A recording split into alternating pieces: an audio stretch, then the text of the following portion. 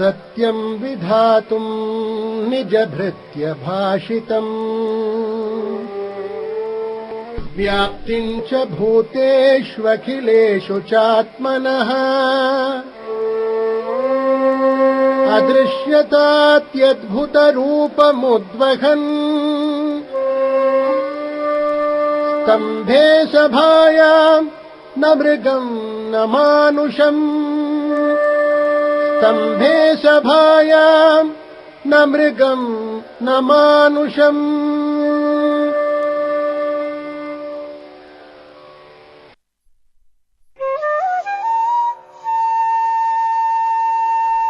पूज्याय राघवेन्द्राय सत्यधर्मरताय च भजतां कल्पवृक्षाय नमतां कामधेनवे।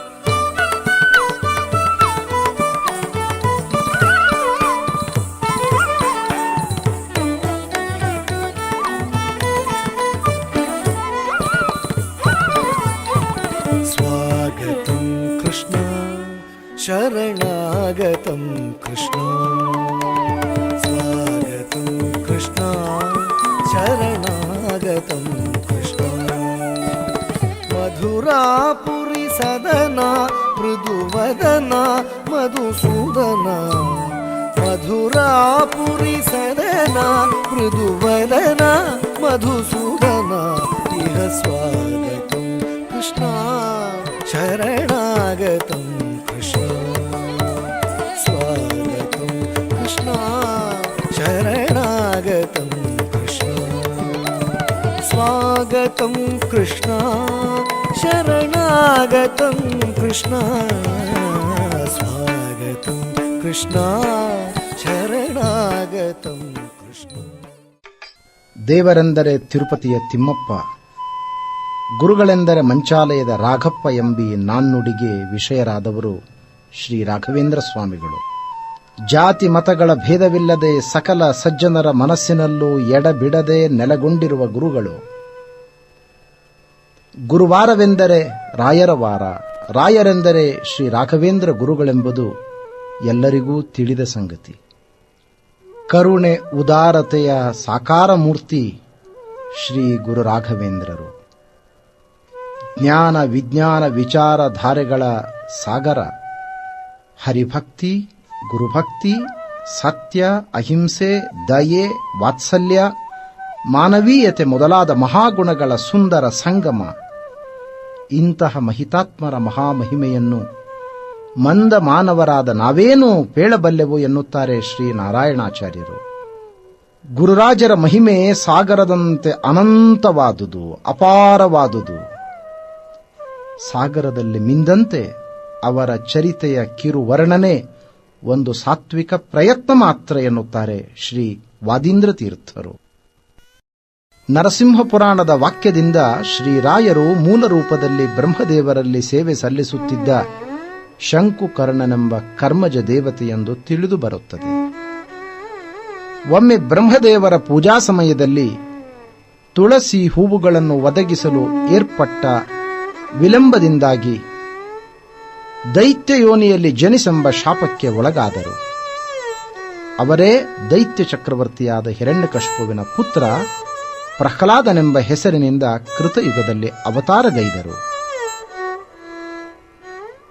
ಶ್ರೀಪತಿಂ ಬ್ರಹ್ಮರುದ್ರಾದಿವಂದಿತಂ ಗುಣಪೂರಿತಂ ವಿಚಿತ್ರರೂಪಚರಿತಂ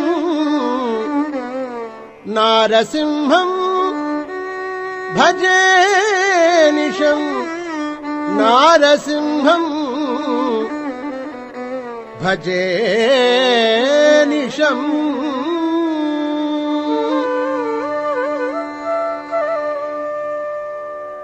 ಅದೇ ನರಸಿಂಹ ರೂಪದಿಂದ ಕೊಟ್ಟ ಮುಕ್ತ ಸ್ಥಾನವನ್ನು ತ್ಯಜಿಸಿ ನೈತಾನ್ ವಿಹಾಯ ಕೃಪಣಾನ್ ವಿಮುಮುಕ್ಷ ಏಕಃ ನಾಣ್ಯಂ ತ್ವದಸ್ಯ ಶರಣಂ ಭ್ರಮತೋನು ಪಶ್ಯೆ ಎಂದು ನರಸಿಂಹದೇವರಲ್ಲಿ ಮೊರೆ ಇಡುತ್ತಾ, ನಿನ್ನನ್ನೇ ನಂಬಿ ಸಂಸಾರದಲ್ಲಿ ತೊಳಲಾಡುತ್ತಿರುವ ಈ ಭಕ್ತ ಜನರಿಲ್ಲದೆ ನಾನೊಬ್ಬನೇ ಹೇಗೆ ಮುಕ್ತನಾಗಲಿ ಎಂದಿದ್ದಾರೆ.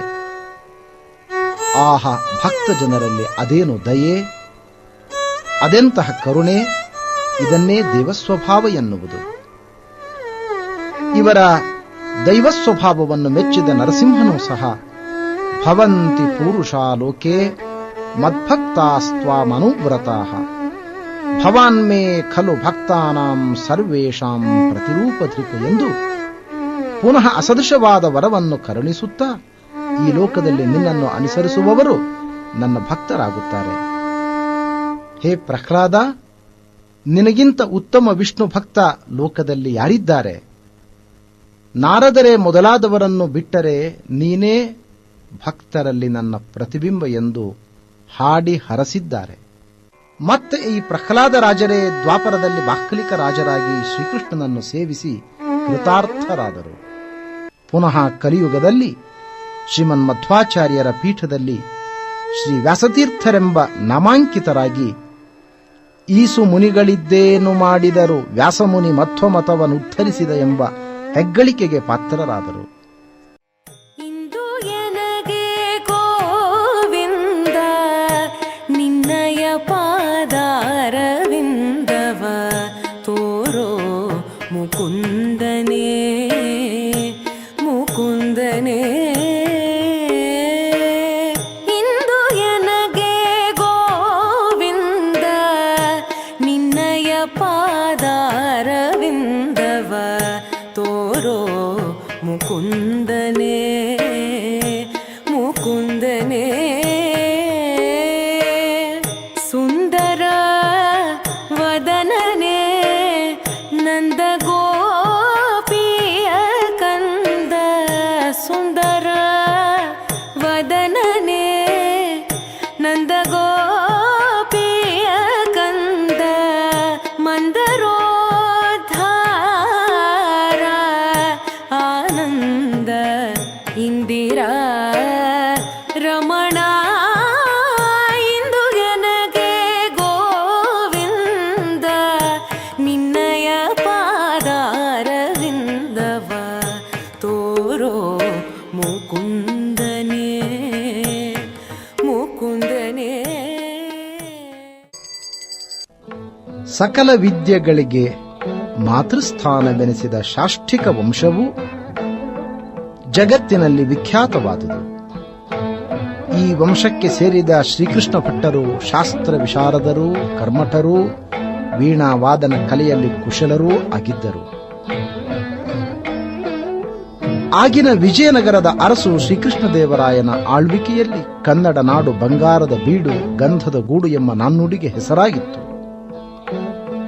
ಅವನ ಆಳ್ವಿಕೆಯೆಂದು ಕನ್ನಡ ನಾಡಿನ ಸುವರ್ಣ ಯುಗ, ಹಾಗೆ ಕಲೆಗಳ ತವರೂರು. ಶ್ರೀಕೃಷ್ಣದೇವರಾಯನು ಕೃಷ್ಣ ಭಟ್ಟರಲ್ಲಿ ವೀಣಾವಾದನ ಕಲೆಯನ್ನು ಅಭ್ಯಸಿಸಿ ಅವರನ್ನು ಸನ್ಮಾನಿಸಿದನು. ಕೃಷ್ಣ ಭಟ್ಟರಿಗೆ ಕನಕಾಚಲ ಭಟ್ಟರೆಂಬ ಪುತ್ರರೂ, ಅವರಿಗೆ ತಿಮ್ಮಣ್ಣ ಭಟ್ಟರೆಂಬ ಪುತ್ರರೂ ಜನಿಸಿದರು. ತಿಮ್ಮಣ್ಣ ಭಟ್ಟರು ವೇದ ವೇದಾಂಗ ಪಾರಂಗತರೂ, ಮನೆತನಕ್ಕೆ ಬಂದ ವೀಣಾವಾದನದಲ್ಲಿ ಪ್ರವೀಣರೂ ಆಗಿದ್ದರು. ಅವರಿಗೆ ಗೋಪಮ್ಮನೆಂಬ ಗುಣವಂತಳಾದ ಪತ್ನಿ ಇದ್ದಳು. ಇವರೇ ನಮ್ಮ ಮುಂದಿನ ಕಥಾನಾಯಕರ ಮಾತಾಪಿತೃಗಳು.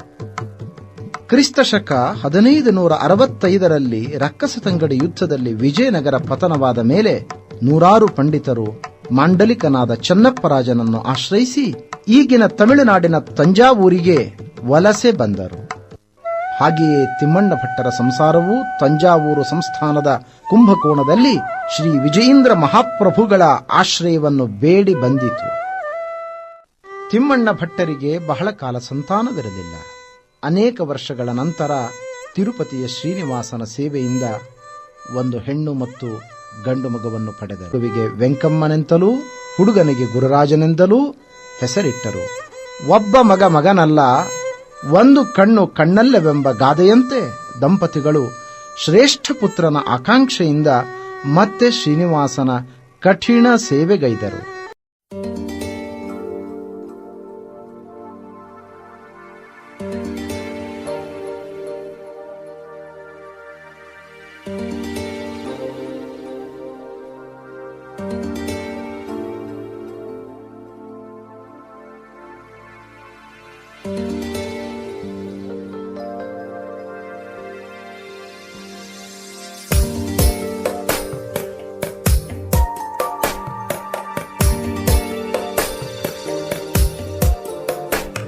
जगज्जालपालं खचत्कण्ठमालं शरच्चन्द्रबालं महादैत्यकालं नभोनीलकायं दुरावारमायं सुपद्मासहायं भजेऽहं भजेऽहम्.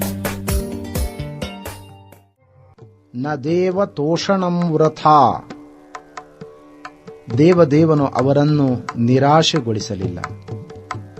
ಗೋಪಮ್ಮನ ಒಡಲನ್ನು ತುಂಬಿದ ನವಮಾಸಗಳು ಪೂರ್ಣಗೊಳ್ಳಲು ಶ್ರೀ ಶಾಲಿವಾಹನ ಶಕೆ 1517ನೇ ಮನ್ಮಥ ಸಂವತ್ಸರದ ಫಾಲ್ಗುಣ ಶುಕ್ಲ ಸಪ್ತಮಿ ಗುರುವಾರ ಕ್ರಿಸ್ತಶಕ 1595 ಮೃಗಶಿರ ನಕ್ಷತ್ರದಲ್ಲಿ ಎಲ್ಲ ಗ್ರಹಗಳು ತಮ್ಮ ತಮ್ಮ ಶುಭಸ್ಥಾನದಲ್ಲಿರಲು ಸರ್ವಲಕ್ಷಣ ಸಂಪನ್ನನಾದ ಪುತ್ರ ರತ್ನನನ್ನು ಪಡೆದರು. ಲೋಕ ಕಲ್ಯಾಣಕ್ಕಾಗಿ ಮತ್ತೆ ಪ್ರಹ್ಲಾದರಾಜರು ಅವತರಿಸಿದರು. ಮಗುವಿನ ಜನನ ಸ್ಥಳ ಈಗಿನ ತಮಿಳುನಾಡಿನ ಭುವನಗಿರಿ. ವೇದೋಕ್ತ ರೀತಿಯಿಂದ ಜಾತಕರ್ಮ ನಾಮಕರಣ ಮಹೋತ್ಸವವನ್ನು ಮುಗಿಸಿ ತಿಮ್ಮಣ್ಣ ಭಟ್ಟರು ಮಗುವಿಗೆ ವೆಂಕಟನಾಥನೆಂದು ಹೆಸರಿಟ್ಟರು. ಕ್ರಿಸ್ತಶಕ 1597ರಲ್ಲಿ ಮಗುವಿಗೆ ಚೌಲ ಸಂಸ್ಕಾರ ಮಾಡಿಸಿ ಅಕ್ಷರಾಭ್ಯಾಸ ಮಾಡಿಸಿದರು. ಅದೇ ನಚ್ಚರಿ ಮರಳಿನ ಮೇಲೆ ಓಂಕಾರವನ್ನು ಬರೆದು ಮಗುವಿಗೆ ಇದನ್ನು ಓಂ ಎಂದು ಅಭ್ಯಾಸ ಮಾಡು ಎಂದು ತಂದೆ ಹೇಳಲು, ಅಪ್ಪ ಓಂ ಅಂದ್ರೇನು? ಓಂ ಎಂದರೆ ಎಲ್ಲ ಮಂಗಲ ಗುಣಗಳ ತವರು ದೇವರು ಎಂದರ್ಥ. ಹಾಗಾದ್ರೆ ಇಷ್ಟು ಪುಟ್ರೇಕೆಯಲ್ಲಿ ಅಷ್ಟೊಂದು ಗುಣ ಇರೋಂತ ದೇವರ ಹೆಸರು ಇರಕ್ಕೆ ಹೇಗ್ ಸಾಧ್ಯ? ತಿಮ್ಮಣ್ಣ ಭಟ್ಟರಿಗೆ ಏನೂ ಹೇಳಲು ತೋರದೆ ಮಗುವನ್ನು ಅಪ್ಪಿ ಮುದ್ದಾಡಿದರು. ತಿಮ್ಮಣ್ಣ ಭಟ್ಟರಿಗೆ ಮಗು ವೆಂಕಟನಾಥನ ಅಭ್ಯುದಯವನ್ನು ಕಂಡು ಆನಂದಿಸುವ ಸುಯೋಗವಿರಲಿಲ್ಲ. ಕೆಲ ದಿನಗಳಲ್ಲಿಯೇ ತಂದೆ ವರ್ಗಸ್ಥರಾದರು. ಅಣ್ಣನಾದ ಗುರುರಾಜಾಚಾರ್ಯರೇ ಸಂಸಾರದ ಭಾರವನ್ನು ನಿರ್ವಹಿಸಿದರು. ಅಗ್ನೇನಯ ಸುಪಥಾರಾಯೇ ಅಸ್ಮಾನ್ ವಿಶ್ವಾನಿ ದೇವವಯುನಾನಿ ವಿದ್ವಾನ್ ಯುಯೋಚ್ಛಸ್ಮಜ್ಜುಹುರಾಣಮೇನೋ ಭೂಯಿಷ್ಠಾಂತೆ ನಮ ಉಕ್ತಿಂ ವಿಧೇಮ. ತಮ್ಮನಿಗೆ ಉಪನಯನ ಸಂಸ್ಕಾರವನ್ನು ಮಾಡಿ ತಮ್ಮ ಭಾವಂದಿರಾದ ಶ್ರೀ ನರಸಿಂಹಾಚಾರ್ಯರಲ್ಲಿ ವಿದ್ಯಾಭ್ಯಾಸಕ್ಕೆ ಕಳುಹಿಸಿದರು.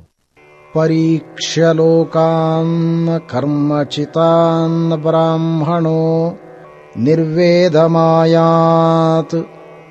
ನಾಸ್ತ್ಯಕೃತಃ ಕೃತೇನ ತದ್ವಿಜ್ಞಾನಾರ್ಥಂ ಸಗುರುಮೇವಾಭಿಗಚ್ಚೇತ್ ಸಮಿತ್ಪಾಣಿಃ ಶ್ರೋತ್ರಿಯಂ ಬ್ರಹ್ಮನಿಷ್ಠಂ.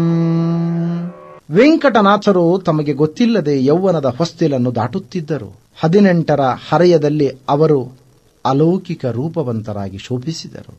ಬಂಗಾರದಂತೆ ಹೊಳೆಯುವ ಮೈಕಾಂತಿ, ವಿಶಾಲ ವಕ್ಷಸ್ಥಳ, ಶಾಸ್ತ್ರ ನಿಧಿಯನ್ನು ಮುಚ್ಚಿಡುವ ಕಬ್ಬಿಣದ ಪೆಟಾರಿಯೋ ಎಂಬಂತೆ ವಿಶಾಲ ವಕ್ಷಸ್ಥಳದ ಸುತ್ತಲೂ ಒತ್ತಾದ ನೀಲ ರೋಮರಾಜಿಗಳು, ತಾವರೆಯಂತೆ ಅರಳಿದ ಕಂಗಳು, ನೀಳಾದ ನಾಸಿಕ, ಹವಳದ ಕುಡಿಯಂತಿರುವ ಕೆಂಪಾದ ತುಟಿಗಳು, ದಾಳಿಂಬೆಯನ್ನು ನಾಚಿಸುವ ದಂತಪಂಕ್ತಿಗಳು, ನೀಳವಾದ ತೋಳು, ಮಿನುಗುವ ಮಂದಹಾಸವನ್ನು ಸೂಸುವ ಸುಂದರ ಮುಖ, ಇದಕ್ಕೆಲ್ಲ ಮೆರುಗು ಕೊಡುವಂತ ಪಾಂಡಿತ್ಯದ ಪ್ರತಿಭೆಯಿಂದ ವೆಂಕಟನಾಥರು ತುಂಬು ಯೌವನದಿಂದ ಕಂಗೊಳಿಸಿದರು. ಅಣ್ಣಂದಿರಾದ ಶ್ರೀ ಗುರುರಾಜಾಚಾರ್ಯರು ಸತ್ಕುಲ ಪ್ರಸೂತಿಯಾದ ಸರಸ್ವತಿ ಎಂಬ ಕನ್ಯಾಮಣಿಯೊಡನೆ ಕ್ರಿಸ್ತಶಕ 1614ರಲ್ಲಿ ವೈಭವದಿಂದ ವೆಂಕಟನಾಥಾಚಾರ್ಯರ ವಿವಾಹವನ್ನು ನೆರವೇರಿಸಿದರು.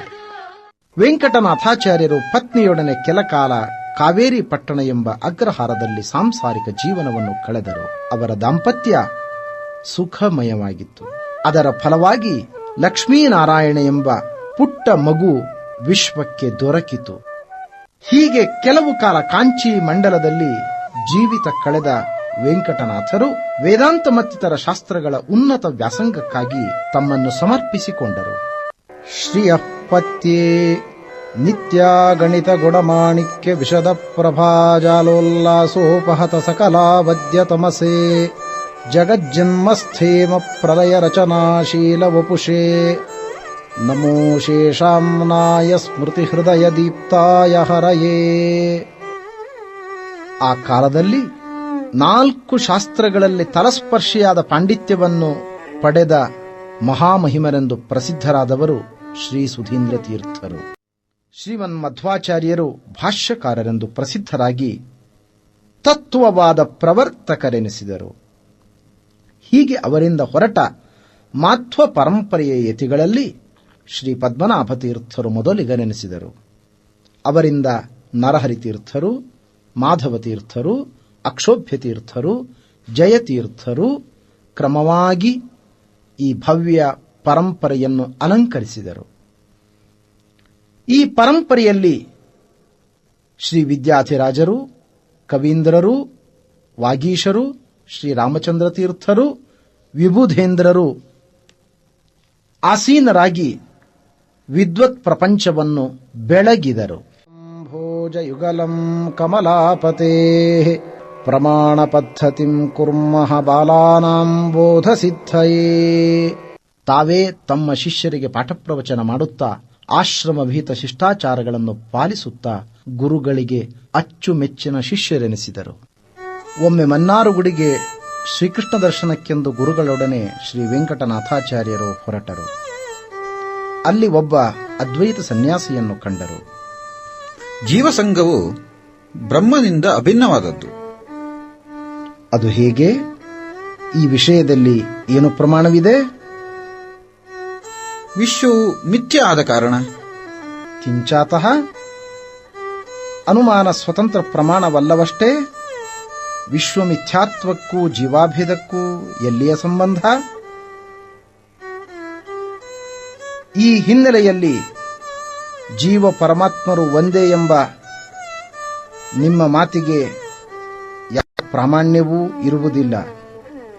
ನೀವು ಕಿಂಚಾತಃ ಶಬ್ದವನ್ನು ಹೇಳಿದಿರಿ, ಆದರೆ ಅದು ವ್ಯಾಕರಣಶಾಸ್ತ್ರದಲ್ಲಿ ಇಲ್ಲವಲ್ಲ? ಏಕಿಲ್ಲ?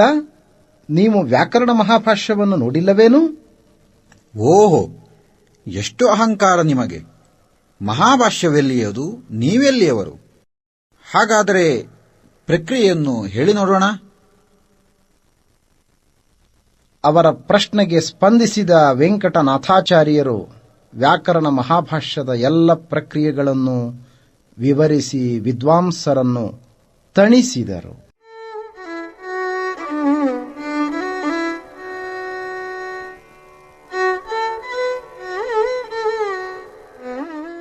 ಈ ಮಧ್ಯೆ ಪ್ರಾರಬ್ಧ ಕರ್ಮವು ಯಾರನ್ನೂ ಬಿಡದು ಎಂಬುದಕ್ಕೆ ನಿದರ್ಶನವೋ ಎಂಬಂತೆ ವೆಂಕಟನಾಥರು ಕೆಲ ಕಾಲ ಬಡತನದ ಬೇಗೆಯಲ್ಲಿ ಬೆಂದರು. ಉಡಲು ಬಟ್ಟೆ ಇಲ್ಲದೆ, ಊಟಕ್ಕೆ ಅನ್ನವಿಲ್ಲದೆ, ಅನ್ನವಿದ್ದರೆ ಕಡೆಗೆ ಊಟದೆಲೆಗೂ ಅಭಾವವಾಗಿ ಅನೇಕ ದಿವಸ ಯಾರಿಗೂ ಹೇಳದೆ ಉಪವಾಸದ ಅನುಭವವನ್ನು ಪಡೆದರು.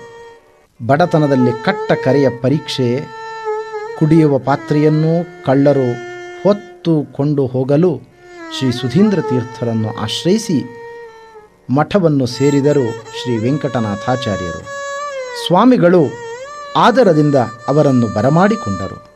ಹೀಗೆ ಮಠದಲ್ಲಿ ಸ್ವಲ್ಪ ದಿನಗಳು ಕಳೆಯುತ್ತಿರಲು ಶ್ರೀ ಸುಧೀಂದ್ರ ಸ್ವಾಮಿಗಳು ತಮಗೆ ಸ್ವಪ್ನ ಸೂಚನೆಯಂತೆ ಆಚಾರ್ಯರನ್ನು ಕರೆದು ಸನ್ಯಾಸ ದೀಕ್ಷೆ ತೆಗೆದುಕೊಂಡು ಮತ್ವ ಸಿದ್ಧಾಂತ ಪ್ರಚಾರ ಕಾರ್ಯವನ್ನು ನಡೆಸಬೇಕೆಂದು ತಿಳಿಸಿದರು. ಅವರ ಅಣತಿಗೆ ಬೆಚ್ಚಿದ ವೆಂಕಟನಾಥಾಚಾರ್ಯರು ತಾವು ಆ ಸ್ಥಾನಕ್ಕೆ ಅರ್ಹರಲ್ಲವೆಂದು ನಮ್ರತೆಯಿಂದ ನುಡಿದರು. ಬಾಲಾ ಭಾರ್ಯ ಬಾಲಕೋ ನೋಪನೀತಃ ಬಾಲಶ್ಚಾಹಂ ನಾಶ್ರಮೇ ಮೇಸ್ತಿ ವಾಂಛಾ.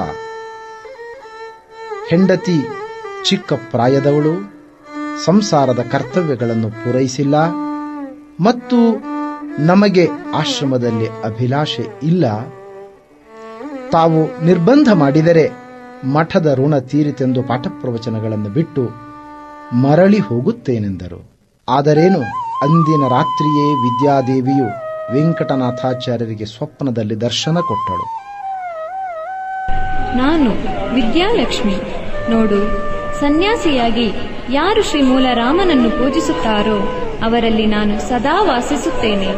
ಆದ್ದರಿಂದ ನೀನು ವೇದಾಂತ ಸಾಮ್ರಾಜ್ಯದಲ್ಲಿ ಅಭಿಷಿಕ್ತನಾಗು. ತಥಾಸ್ತು. ಆಚಾರ್ಯರು ಬೆಳಿಗ್ಗೆ ಬೇಗ ಪ್ರಾತರ್ವಿಧಿಗಳನ್ನು ಮುಗಿಸಿ ಶ್ರೀಮಠಕ್ಕೆ ಬಂದು ಗುರುಗಳಿಗೆ ಸ್ವಪ್ನ ವೃತ್ತಾಂತವನ್ನರುಹಿದರು. ಗುರುಗಳ ಆಜ್ಞೆಯಂತೆ ಬಾಲಕ ಲಕ್ಷ್ಮೀನಾರಾಯಣನಿಗೆ ಉಪನಯನ ಮಾಡಿ ಅಣ್ಣ ಗುರುರಾಜಾಚಾರ್ಯರಿಗೆ ಅವನ ಜವಾಬ್ದಾರಿಯನ್ನು ಒಪ್ಪಿಸಿದರು. ಗುರುಗಳ ಬಳಿ ಹೋಗಿ ಸನ್ಯಾಸ ತೆಗೆದುಕೊಳ್ಳಲು ತಮ್ಮ ಒಪ್ಪಿಗೆಯನ್ನು ಸೂಚಿಸಿದರು. ಶ್ರೀ ವೆಂಕಟನಾಥಾಚಾರ್ಯರಿಗೆ ಸನ್ಯಾಸ ದೀಕ್ಷೆ ಎಂಬ ವಾರ್ತೆ ದೇಶದ ಮೂಲೆ ಮೂಲೆಗಳನ್ನು ತಲುಪಿತು. 1543ನೇ ದುರ್ಮತಿ ನಾಮ ಸಂವತ್ಸರ ಫಾಲ್ಗುಣ ಶುದ್ಧ ತೃತೀಯ ದಿನದಂದು ಕ್ರಿಸ್ತಶಕ 1621ರಲ್ಲಿ ರಘುನಾಥ ಭೂಪಾಲನ ಸಮಕ್ಷಮದಲ್ಲಿ ಸಕಲ ವೇದ ವಾದ್ಯ ಘೋಷಗಳು ಮೊಳಗುತ್ತಿರಲು ಅತಿ ವೈಭವದಿಂದ ಶ್ರೀ ಸುಧೀಂದ್ರ ತೀರ್ಥರು ನೂತನ ಯತಿಗಳನ್ನು ವೇದಾಂತ ಸಾಮ್ರಾಜ್ಯ ಸಿಂಹಾಸನದಲ್ಲಿ ಕುಳ್ಳಿರಿಸಿ ಅಭಿಷೇಕಗೈದು ಶ್ರೀ ರಾಘವೇಂದ್ರ ತೀರ್ಥರೆಂದು ನಾಮಕರಣ ಮಾಡಿದರು. ಹಾಗೂ ಸಂಸ್ಥಾನದ ಪ್ರತಿಮೆಗಳಾದ ಮೂಲರಾಮ, ದಿಗ್ವಿಜಯರಾಮ, ಜಯರಾಮ ದೇವರನ್ನು ಮತ್ತಿತರ ಶಾಸ್ತ್ರಗ್ರಂಥಗಳ ಸಮುದಾಯದ ಜೊತೆಗೆ ಶ್ವೇತಛತ್ರಾದಿ ಮಠದ ಇತರ ಮರ್ಯಾದೆಗಳನ್ನು ಕೊಡುತ್ತಾ ಹೀಗೆಂದು ಮನದುಂಬಿ ಆಶೀರ್ವದಿಸಿದರು.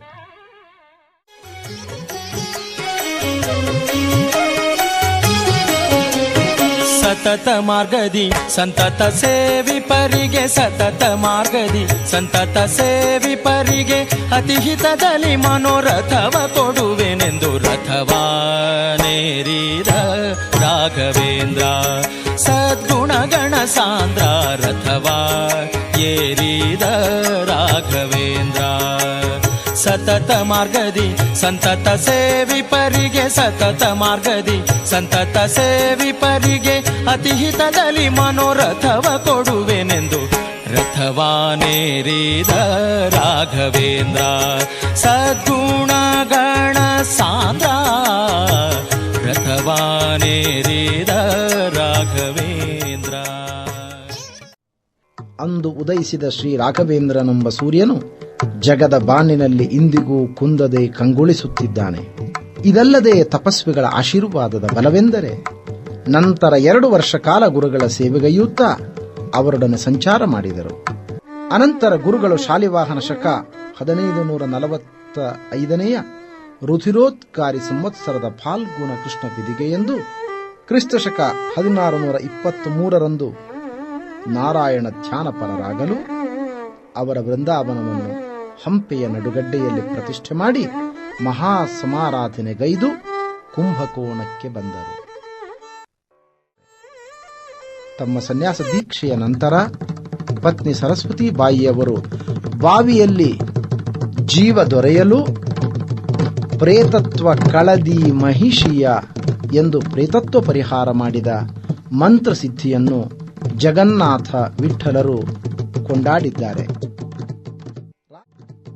ರಾಯರು ಸನ್ಯಾಸ ದೀಕ್ಷೆಯಾದ ಮೇಲೆ ವಾದಿನಿಗ್ರಹ ಮಾಡುತ್ತಾ ಅರುಣಾಚಲ, ಮಧುರ, ವೃದ್ಧಾಚಲ, ಶ್ರೀರಂಗ, ಕಂಚಿ, ರಾಮೇಶ್ವರ, ನಾಮಗಿರಿ ಹೀಗೆ ಅನೇಕ ತೀರ್ಥಕ್ಷೇತ್ರಗಳನ್ನು ಸಂದರ್ಶಿಸುತ್ತಾ ಶ್ರೀಮನ್ಮಧ್ವಾಚಾರ್ಯರ ಆವಾಸ ಸ್ಥಾನವಾದ ಉಡುಪಿ ಕ್ಷೇತ್ರದಲ್ಲಿ 1 ವರ್ಷಗಳ ಕಾಲ ವಾಸ ಮಾಡಿದರು. ಅಲ್ಲಿ ಚಂದ್ರಿಕಾ ಪ್ರಕಾಶ ಮತ್ತು ನ್ಯಾಯಮುಕ್ತಾವಳಿ ಎಂಬ ಗ್ರಂಥಗಳನ್ನು ರಚಿಸಿ ಶ್ರೀಕೃಷ್ಣನಿಗೆ ಸಮರ್ಪಿಸಿದರು. ಇನ್ನು ಉತ್ತರ ದಿಕ್ಕಿಗೆ ಪಯಣ ಮಾಡುತ್ತಾ ಹರಿಹರ ಕ್ಷೇತ್ರ, ಹಂಪೆ, ನವವೃಂದಾವನಗಳ ದರ್ಶನಗೈದರು. ಅಲ್ಲಿಂದ ಆದವಾನಿಗೆ ಚಿತ್ತೈಸಿದರು. ಆದವಾನಿಯಲ್ಲಿ ವೆಂಕಣ್ಣನೆಂಬ ತಂದೆ ತಾಯಿಗಳನ್ನು ಕಳೆದುಕೊಂಡ ಬಡ ಬಾಲಕನಿದ್ದನು. ಅವನು ವಿದ್ಯಾಭ್ಯಾಸಕ್ಕೆ ಅನುಕೂಲವಿಲ್ಲದೆ ಸೋದರ ಮಾವನ ಮನೆಯಲ್ಲಿ ದನಗಾಹಿಯಾಗಿ ಹಸುಗಳನ್ನು ಕಾಯುತ್ತಿದ್ದನು. ಒಂದು ದಿನ ಸ್ವಾಮಿಗಳು ಆದವಾನಿಯಲ್ಲಿರುವಾಗ ತಪ್ತ ಮುದ್ರಾ ಧಾರಣೆಗಾಗಿ ಅವರ ಬಳಿಗೆ ಹೋದನು. ಅವರಲ್ಲಿ ತನ್ನ ದುರ್ದಶೆಯನ್ನು ವಿನಂತಿಸಿಕೊಂಡನು.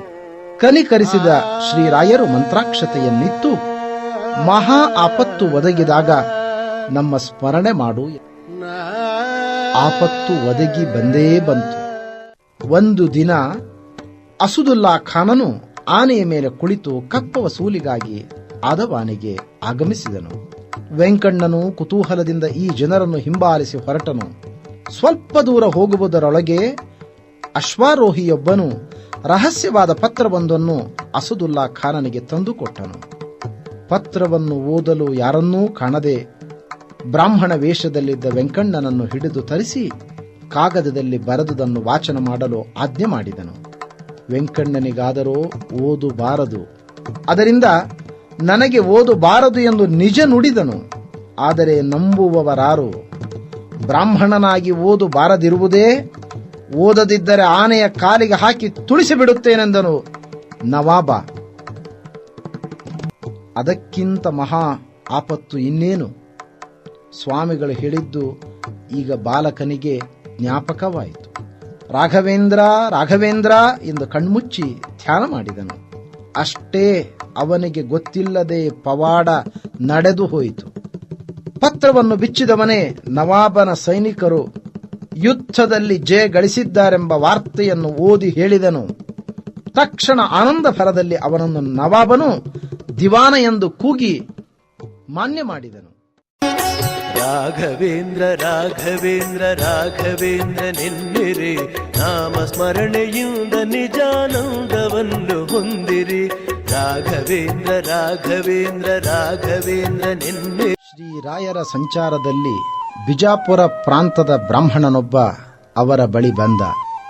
ಪೂಜ್ಯ ಸ್ವಾಮೀಜಿಯವರೇ, ನನಗೆ ಮಾಸಿಕ ವೇತನವನ್ನು ನೀಡಬಹುದೇ? ನಾನು ಮದುವೆಗಾಗಿ ಊರಿಗೆ ತೆರಳುತ್ತಿದ್ದೇನೆ. ಮಗು, ಈಗ ನನ್ನ ಕೈಯಲ್ಲಿರುವುದು ಮಣ್ಣು ಮಾತ್ರ. ಪೂಜ್ಯರೇ, ತಮ್ಮ ಅಮೃತ ಹಸ್ತದಿಂದ ಕೊಡಮಾಡಿದ ಮಣ್ಣೂ ನನ್ನ ಬಾಳ ಬಂಗಾರವಾಗಿಸಬಲ್ಲದು. ನಿನ್ನ ಭಕ್ತಿಗೆ ಮೆಚ್ಚಿದೆ.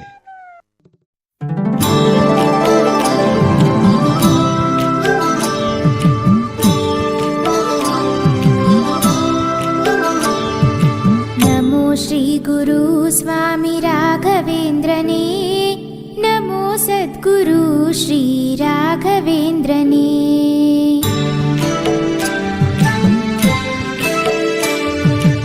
सकल प्रदात्रे हे क्षमा सुरेन्द्रने, लीला पुरुषने हरिपादप्रियने, देव स्वभावा दिविज द्रुमाया, इष्ट प्रदात्रे भवस्वरूपने. ಆಗ ವೈಶಾಖ ಮಾಸ. ಭೋಜನ ವೇಳೆಗೆ ಮಾವಿನ ಹಣ್ಣಿನ